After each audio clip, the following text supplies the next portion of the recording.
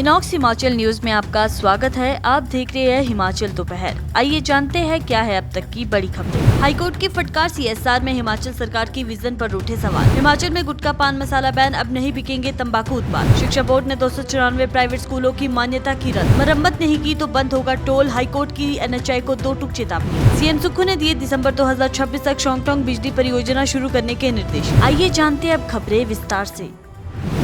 Himachal Pradesh high court ने प्राकृतिक आपदाओं से प्रभावित राज्यों को कॉर्पोरेट सोशल रिस्पांसिबिलिटी के माध्यम से लाभान्वित करने में कथित लापरवाही के लिए कड़ी नाराजगी व्यक्त की है। कोर्ट ने राज्य सरकार की विजन की कमी को लेकर चिंता जताई है और कहा कि सरकार अब तक उन कंपनियों की पूरी सूची कोर्ट में प्रस्तुत नहीं कर पाई है जो हिमाचल के लिए सीएसआर दायित्व निभा रही है। अदालत ने ये भी कहा कि राज्य सरकार की उदासीनता के कारण प्राकृतिक आपदाओं का प्रभाव कम करने में आवश्यक धन और संसाधन नहीं जुटाए जा सके हैं।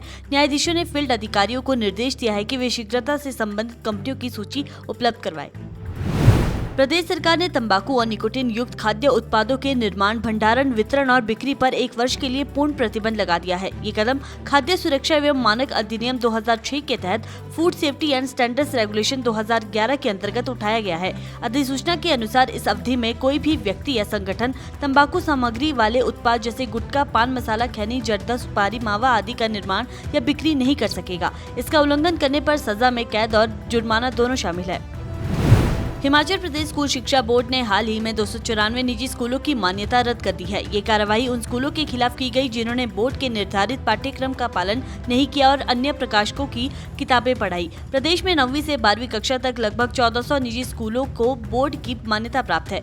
बोर्ड ने सभी स्कूलों से बच्चों के लिए खरीदी पुस्तकों के बिल मंगवाए थे, जिनकी जाँच के बाद 294 ऐसे स्कूल मिले जिन्होंने नियमों का उल्लंघन करते हुए बोर्ड की किताबों के बजाय अन्य किताबें प्रदान की। इस उल्लंघन के कारण शिक्षा बोर्ड ने ये सख्ती बरती है और इन स्कूलों की मान्यता रद्द कर दी है।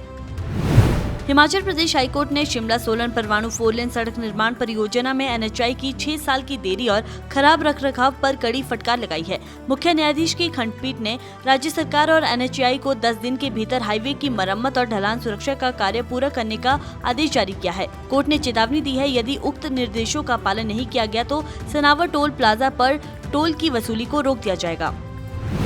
मुख्यमंत्री सुखविंदर सिंह सुक्खू ने पावर कॉर्पोरेशन लिमिटेड की समीक्षा बैठक में शोंगटोंग करछम जल विद्युत परियोजना को दिसंबर 2026 तक पूरा करने के निर्देश दिए। इस परियोजना का 60% कार्य पूरा हो चुका और शेष कार्यों को तेजी से संपन्न करने की जरूरत है।